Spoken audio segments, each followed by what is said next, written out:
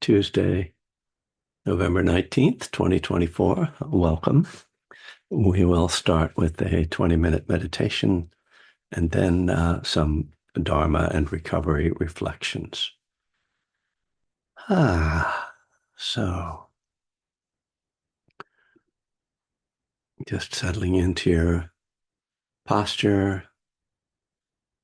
And when we sit independently, we can sort of, make whatever choices work for us in how we sit. It's as much as possible, it's helpful to sit upright and to maintain a comfortable alignment, a balance, so that the body can rest in stillness. The word that the Buddha uses that's resonant is to abide. And we abide in mindfulness, we abide in loving kindness, we abide in compassion. There's a sense of resting in a safe place, a comfortable place. And in that safe place, being able to release tension, any stress, the body softening,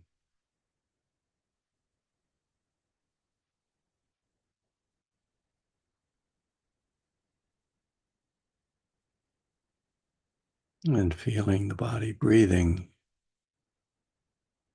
even in the stillness.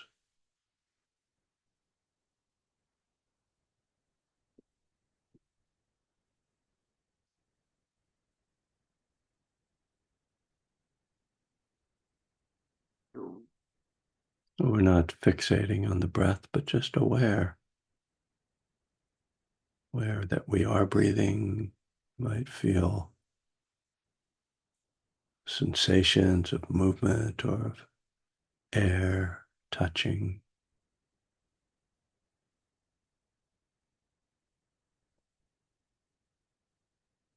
But bringing a quality of ease, effortlessness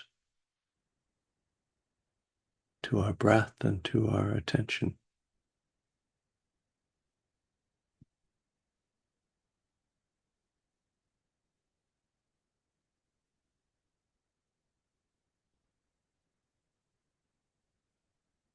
Sometimes you might slip very naturally and easily into a calm space. At other times, there may be a sense of meeting an underlying tension or agitation as you begin your period of meditation.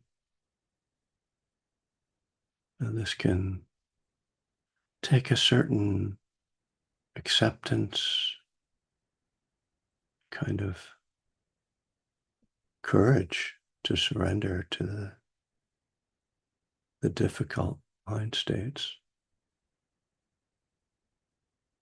If we're carrying some stress,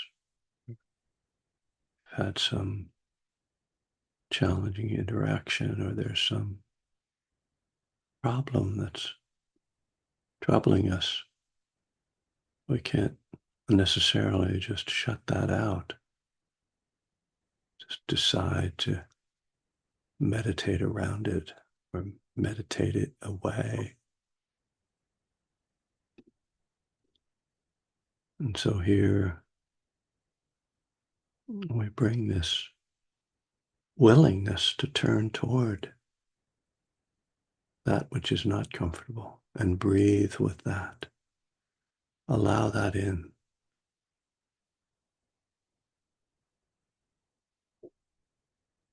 Here we learn about our capacity to be with the difficult, to not run from or try to fix what's not always easy and comfortable.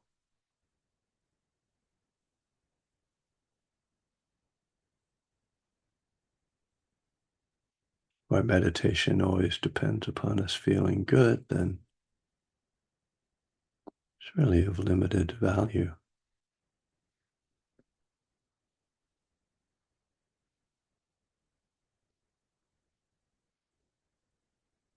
And the remarkable thing is that we discover as we let in the difficult, as we breathe with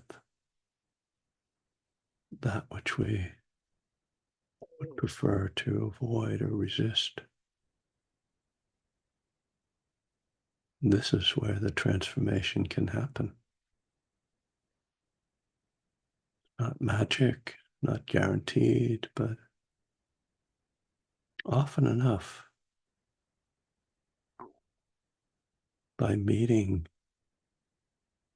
the difficult with kindness and acceptance, it becomes manageable. And we might then move past that, move it into a space of calm. Find the peace that always exists within. It's always there when we can just access it.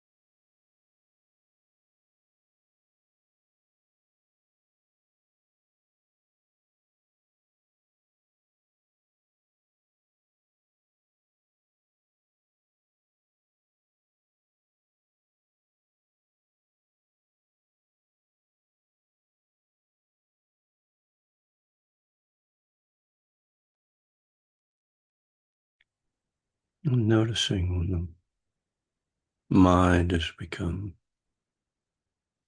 absorbed in a dream, a memory, a plan.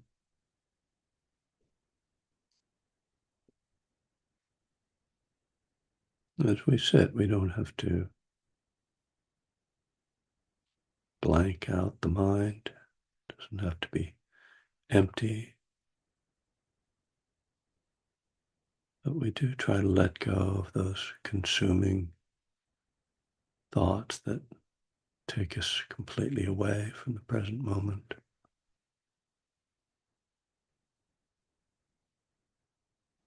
Try to maintain some connection to the body and the breath.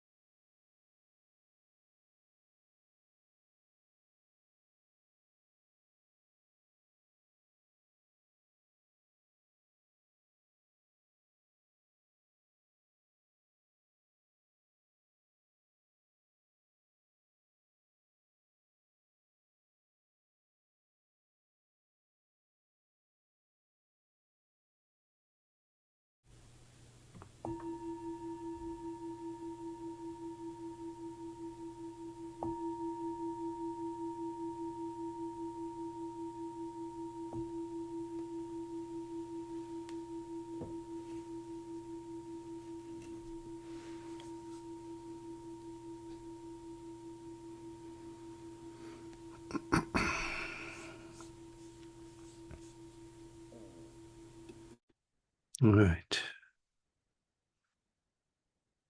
So, for those of you who are newer to this group, let's just say that my meditation instruction is um, somewhat intentionally not random, but creative, let's say. I, I, um,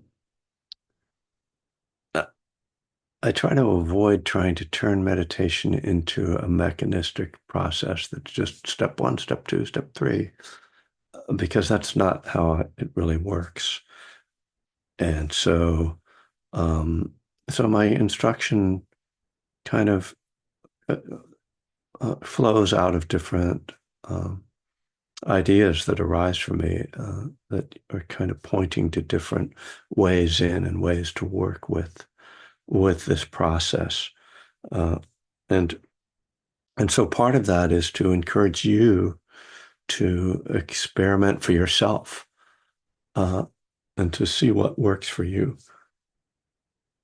And at times that might be something very systematic, and that's perfectly fine. Um, but ultimately, I think it's most beneficial to develop a very sort of intimate and organic relationship to the meditative process. So that being said, I'm actually going to go in a at least start in a different direction, and then maybe bring us back to some of those ideas.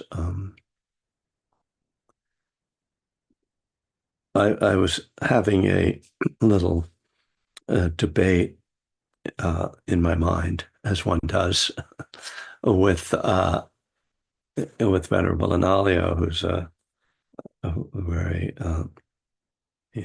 highly respected scholar monk, and very deep practitioner as well. And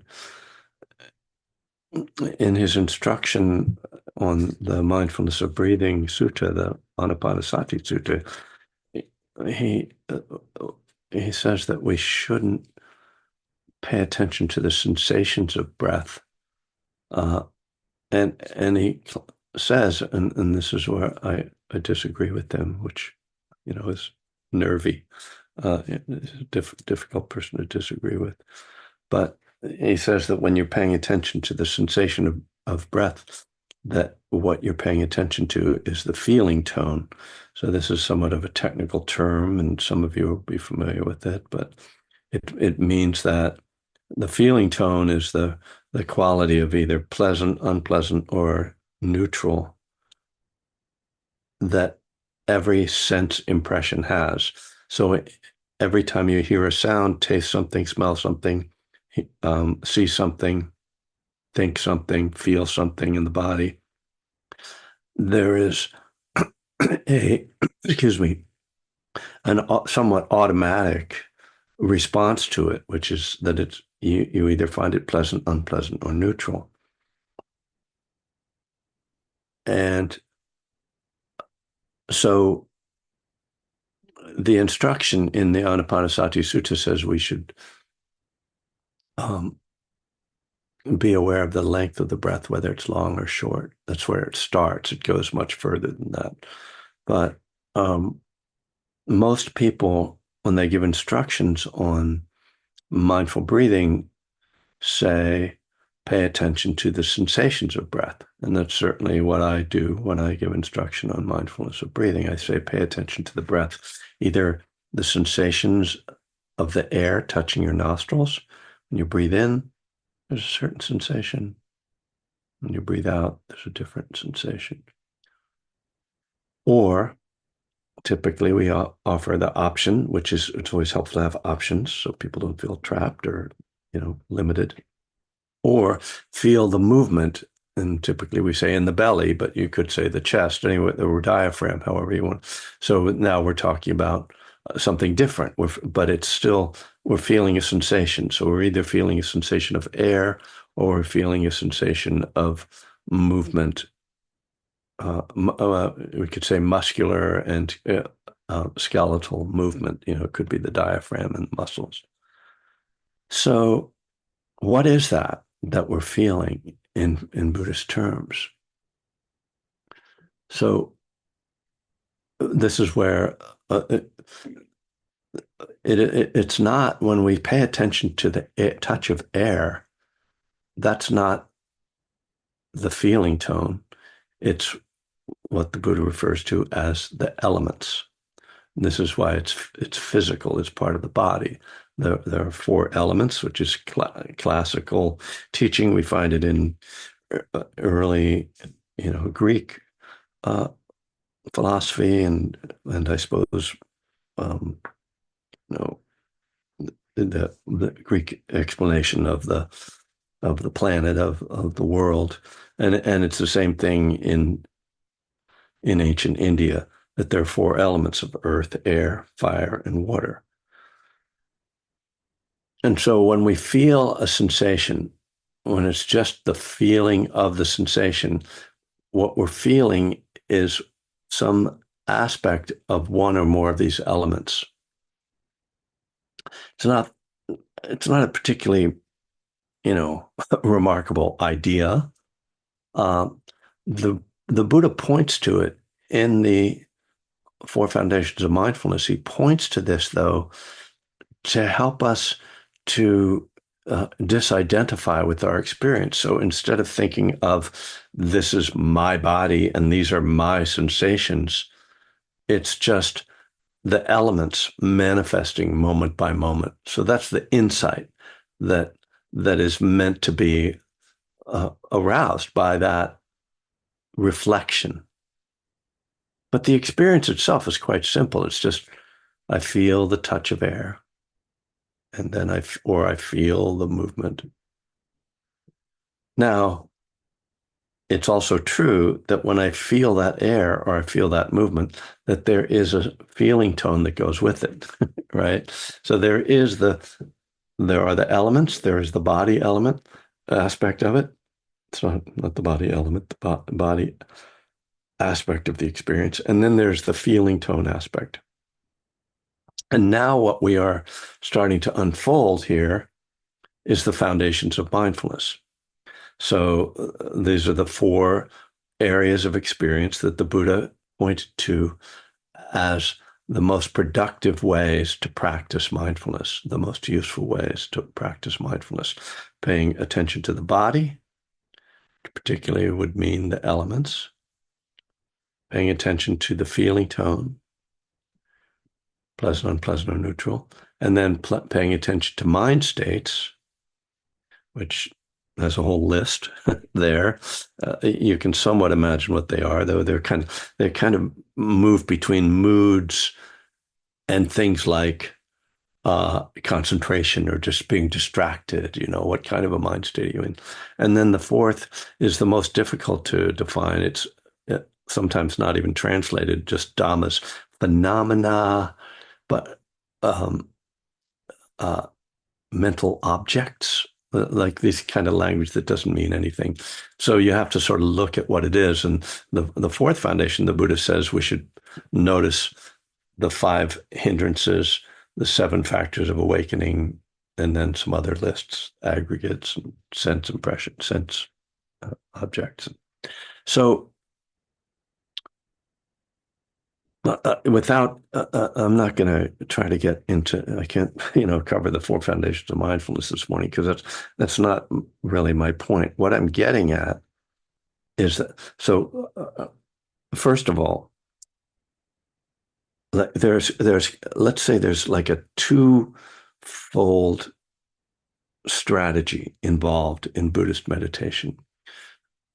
Number one strategy is deconstruct your experience, right? So this is why we have these different realms of experience to pay attention to. And even in those realms, seeing that there are different aspects, so that there's body, but we see, in body, there's also, we can break it down into these elements, and those elements, the feeling of earth has there's a long list of all the things that the earth element feels like: heaviness, density, weight, lightness, and so this is something I know most of you have experienced or are aware of, either consciously or unconsciously, that when you're meditating, you're trying to break things apart a little bit. Like, there's a thought. Oh, well, I'm having a sensation. Oh, and I'm feeling my breath. Oh, and you're seeing that your experience is a combination of things that come together, right?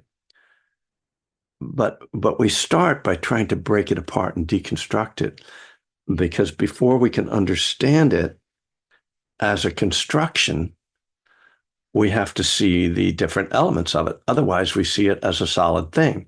It's just me, right? Just my life. It's just stuff.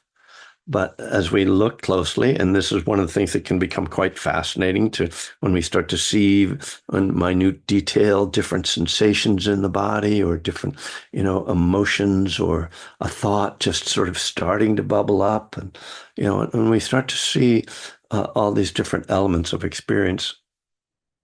And and indeed, in terms of concentration, this is one of the things that really supports concentration, breaking things down into these individual components so that you can just focus on that one point of sensation or that one feeling there or that one sound, and it's really one of the initially really fascinating things about this practice is starting to see your life experience in it as a construction that you can actually take apart.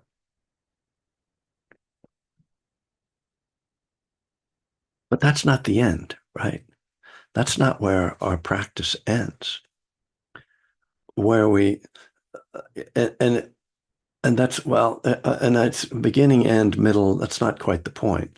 Let's just say that that's one aspect of a practice that's valuable and important to have in our so-called tool belt. That we can always go to that. And I'll say, just as I've been working with recovering from this knee surgery, that I've been doing a bunch of that. Like, oh, take my attention into that sensation, right? And then, but when I do that, and this is maybe a good example of what I'm trying to get to, when I do that and I see that sensation, what happens when I see that sensation? I immediately see also the resistance, right? Then I see the not liking. So now I'm seeing the body experience, the elemental experience, and I'm seeing the Vedana. I'm seeing that's unpleasant. And I can see that there's a mental state that goes with that typically. And my mood can really change. I've definitely had some like challenging moods over these weeks, as one does when one goes through an intense physical trauma and surgery. And but what I'm seeing is that this is both a made up of these individual things, and there's a wholeness to it. And so for the skill that we want to develop as meditators is this capacity to move between those two different viewpoints. The individual precision of looking at it, a particular point of experience, and also the ability to sit with this bigger picture and feel the interactive element of this, because it's ultimately the interactive element that is where dukkha really arises. So dukkha is the term for suffering. It's the cause, and suffering is caused by clinging. So by definition, if there is clinging, then there are two things happening. There is an object, and there is the mind that is clinging. So right away, we see that clinging is always a a, constructed thing. The experience of clinging is experiencing a construction, a relationship between self and object, between mind and object, you can say. And so we want to get good at moving between these two relationships. Sometimes it's like the piercing pain. Ooh, let me just breathe and go in there to the sensation, and then let me soften, release, feel the resistance, let go of the resistance, watch what my mind is doing.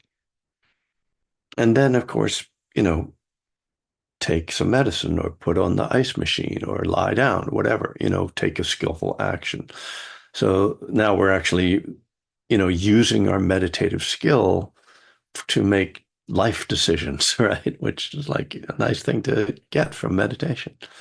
But this idea, again, I just want to go back to, of practicing with between these two movements, because people, or these two viewpoints, the precision of the individual element of experience and the bigger picture of seeing the interactive experience. So people sometimes will say, well, how do you meditate? What do you focus on? And I'm not very good at explaining it, but I think this maybe explains it a little bit that I have these different strategies that I utilize depending upon what's going on. You know, what I tend to like to move toward is a more open spaciousness, you know, and the so and so what I'll say just to talk a little bit about how I make those choices. When I find myself spacing out, or if I'm upset in some way, like if there's some emotional energy that's unpleasant, then I will tend to go to the precision aspect of just go to the sensation of breath. And just because that's the way to get initial calming. But I also find it, the thing that I particularly find useful about the more open or uh, broader viewpoint is that very often what's causing disturbance that's felt maybe emotionally is something else. So, like, for example, there's a thought, but you're not really noticing the thought. No, actually, it usually works the other way around, but it doesn't matter. Let's say, yeah, that you have a thought and you notice the thought, but you don't realize that the thought is triggering an emotion that is triggering more thinking. And so there's this cascading effect between the thoughts, the emotions, and then the feedback loop of then more thoughts. And then underlying that. So that's if we want to take this as sort of, well, so uh, the the under then I like to look at the underlying energy. So this is the most tricky thing to talk about, what I call the felt experience, that there are thoughts and then there are full-fledged emotions, you know, anger, anxiety, sadness, grief. But then there's a third kind of component of mind that's connected to the feeling tone, but is not quite captured by, it's not just pleasant, unpleasant, or neutral. It has a quality, an energetic quality to it that's somewhat, it's like a primal emotion. It's like, and actually that's Jack Kornfield actually calls this primary emotions before an emotion turns into something full-fledged. So one of the things that I will say, an emotion has a story attached to it and it has meaning attached to it in our minds. And we see it as we understand that it's caused by something, or we think it's caused by something at least. And it's very often intertwined with some thoughts or some real world thing that's going on in our lives. And so it's like, oh yeah, I'm upset about this. The felt experience is something that it's like the components, the energetic components that make up that state, but without the cognitive aspect, without the story aspect, without the history, the and the personalizing of it. It's felt more as an energy. So you have to, in terms of the foundations of mindfulness, we have to kind of center it on the Vedana, the feeling tone aspect. But it's got a physical aspect to it because when you say energy, right away, you know you're talking about the body to some extent. And it's got, as I say, this kind of emotional energy too. So it's tied in with the mind state. So here we go, right? This thing that we're trying to hold and breathe with and ultimately to let go of, but let's maybe not that can be get you towards grasping.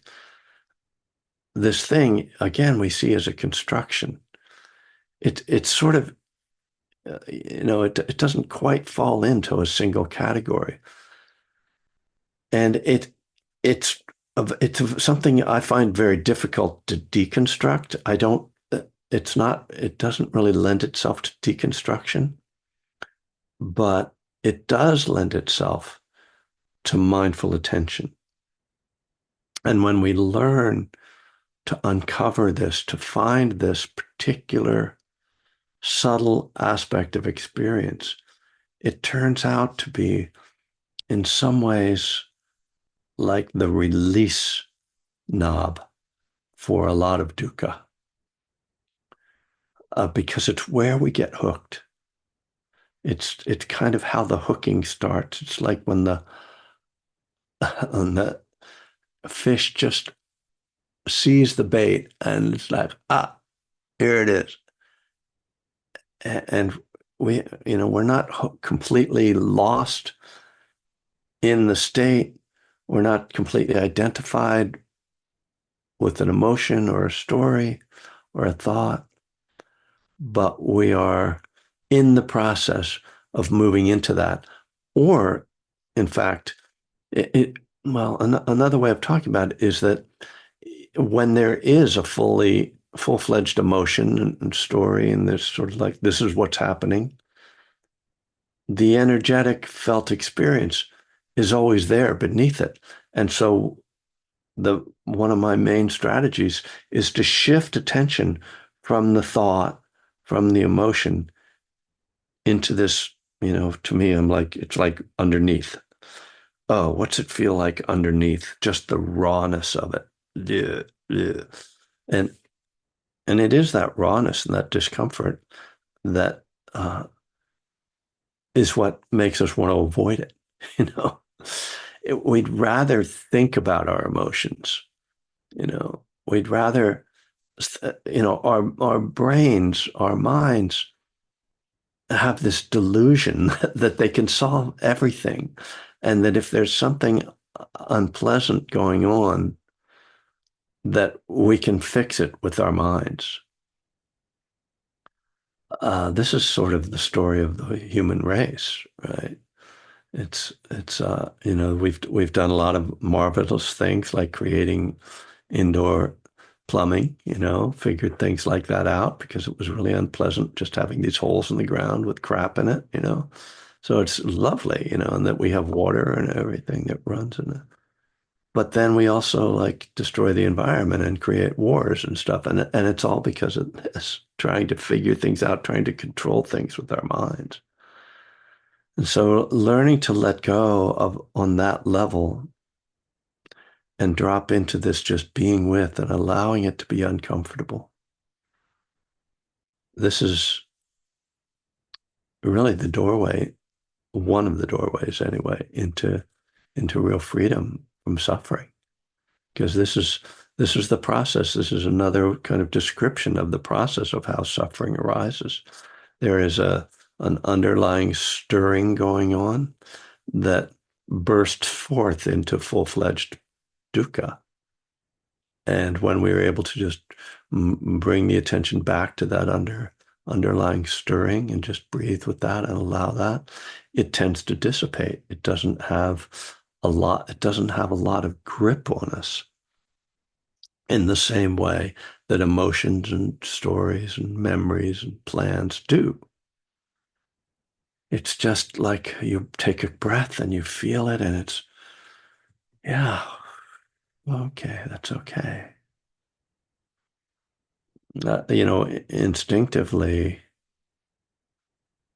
at least now, I've learned that to meet that with loving kindness, with compassion. And it's not a formal thing, but it's like the natural response to seeing somebody, the child scrapes their knee. It's like, oh, I'm gonna, let me. Get a bandage. Let me wash that. And so when you sit and you feel this churning underneath whatever story is going on, you just drop into that. Oh, okay. And to bring in this kind of kindness to yourself, uh, softness. Again, we don't have to make a project out of it. It's not like, okay, and I have to pull out my book on loving kindness and recite all the phrases. It's not like that at all. It's just that really what we could say is that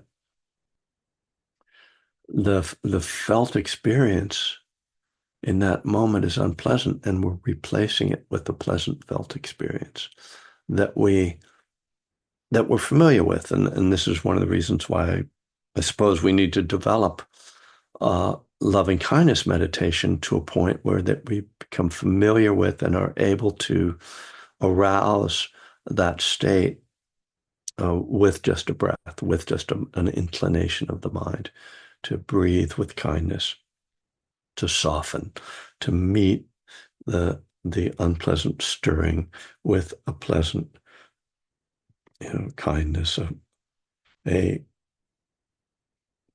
a kind of holding, hold this.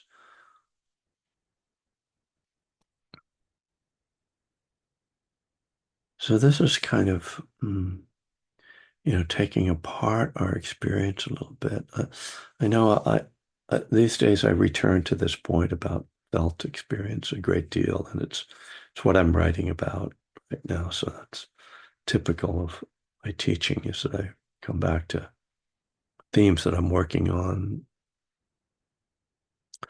But what I just to wrap this up, I want to take you through this process a little bit once again, that we have a deconstruction project that we do in our meditation, seeing all the separate elements of experience. And then we also have a broader picture way of experiencing things, and that we try to move between those two in intuitive, or in ways that we have learned are useful. Like in this moment, I need to really just feel the breath. Or in this moment, I really need to open up and just let things flow through. So those are the two kind of blended strategies, the two strategies of practice. And then this third element is the when we see the big picture, it's understanding that the big picture has different levels, one of which is the fully constructed thought and emotion level, and then the other one is this more raw, uh, primal level. Uh, but both of them are constructions, right? They are the bigger picture of the emotion. There's an emotion and there's a thought. There's an interplay of those going on. And in that state, then there's going to be a physical experience of it. And we can feel all that. But it's very hard to rest in mindfulness of that fully formed material. Thoughts don't lend themselves much to mindfulness other than noticing what they are. It's very hard to be present with thoughts as a energetic or any kind of like felt experience, because thoughts aren't really feelings. That's why they're called thoughts. Okay, well, once again, I think that's more than enough to drop on your heads this morning. Hope that's of some benefit, and just open it up if there are any thoughts or comments.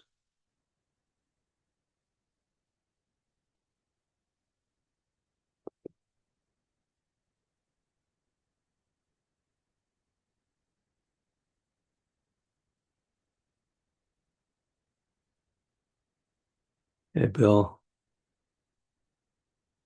Hey, Kevin, how you doing?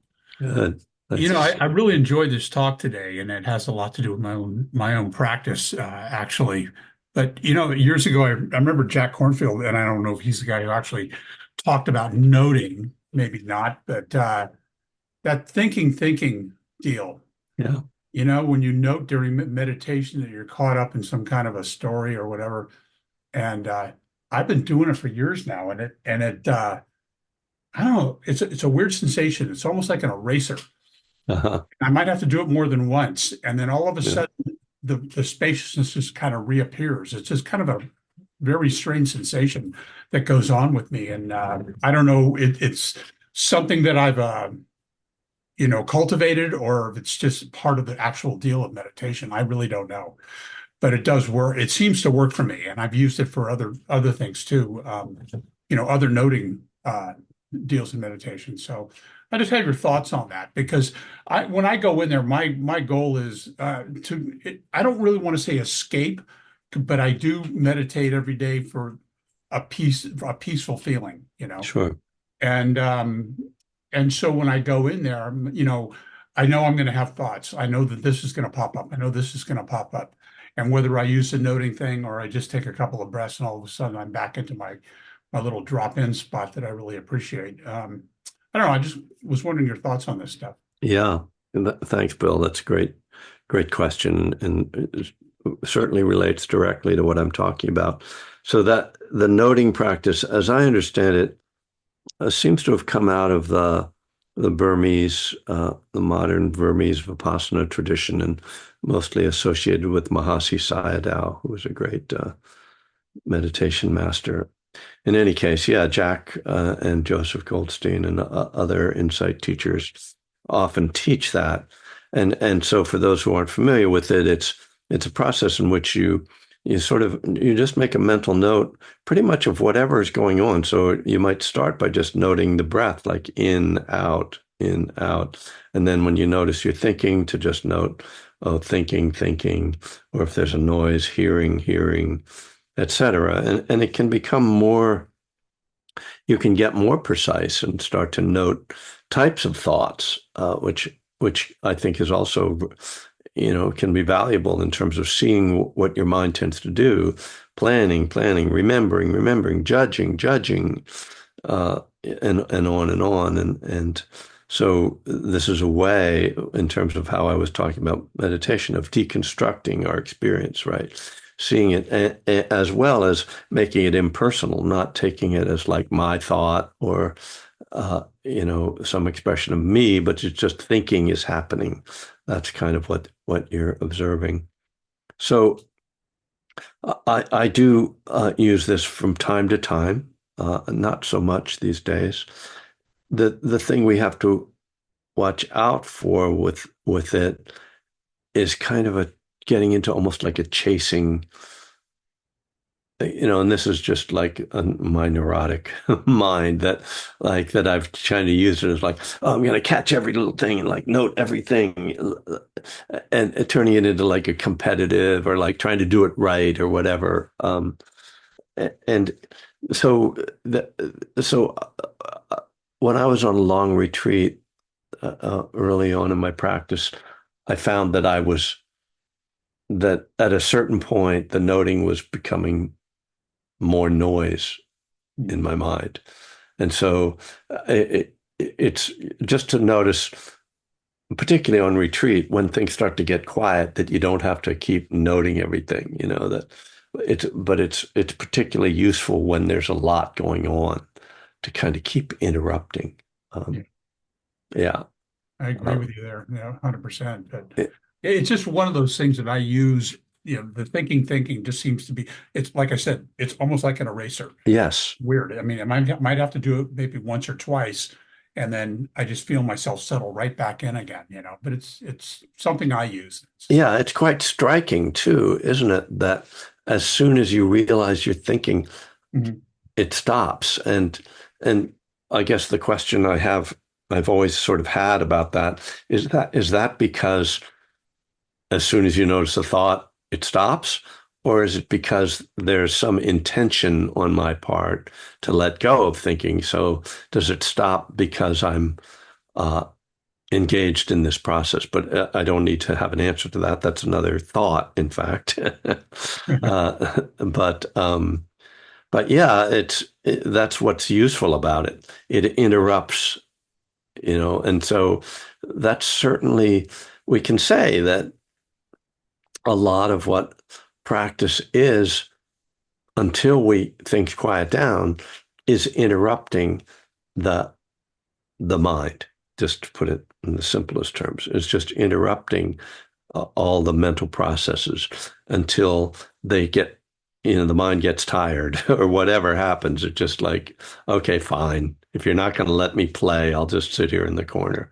You're like, good. No, relax. Thanks, Bill. Deborah, hi. Good morning. Morning. I thought that when you said you paid attention to the breath, it was like the pause in recovery. Like for me, when I take the pause and I feel the breath, I use a little discernment to like, what am I feeling? Right. And then the other thing I wanted to say was right before you use the word primal for the first time. I Mm. thought the same thing. This Mm. is primal. And Yeah. then I could pay more closer attention because I was like, right. Uh-huh. And then it just appeared a really great case for reincarnation. And I'd never really felt that before, Mm. but it was like, that could explain Uh-huh. a lot of primal feelings that are in the world that people just don't get, or Yeah. I don't get. Yeah. So for once, I believe in reincarnation right now. Thank you. Yeah. Yeah. It's like tuning into the life stream that's running beneath real consciousness, or ordinary consciousness. Well, I'm going to say before I go, just mention that we usually put the information about Donna into the chat, and I know many of you do offer Donna. Some people on a regular basis, some people just time to time, and I always appreciate it. I I will say that right now I'm not working very much. And so your Dana is appreciated a little bit more if people feel inspired to give right now, as I'm in this semi disabled state. I will be getting back out on the road teaching at Spirit Rock on December 29th. That's going to be my first live Spirit Rock event uh, in 5 years. I'll be in San Diego in uh, January, and then the retreat. By the way, the retreat in February, all the singles and doubles are filled. The only space left is in the dorms. So that was interesting that sold out very quickly. I'll be in Little Rock in April. I'll be at the San Francisco Zen Center in March. I'll be at Big Bear in May, and Indiana in August. So, and I'm sure more things are going to show up. But just let you know, I'll be busy, and hope to see everybody in person along the way. Maybe Ori can invite me to Scandinavia, and I can come and teach a retreat there. I do have a friend in Finland, but I don't know if that counts as part of Scandinavia. I think it's borderline, right? Yeah. Okay. Well, thank you all for your attention. Let me just check something. I do have something coming up. Uh, I guess it's in December. Um, I'm going to be on December 7th. I'm doing something that's a Saturday. Uh, it looks like 9 o'clock in the morning at the Sati Center, and I think it's probably online, but I don't know. Might be there. The Sati Center's down in Redwood City. So other than that, it's just the usual Tuesdays and the once a month Fridays. So thank you all for showing up, for being here with me these Tuesday mornings. It's been a lot of Tuesday mornings. So continues to be really something I really look forward to and enjoy. And I appreciate that people seem to share that with me. So I love you guys. Peace.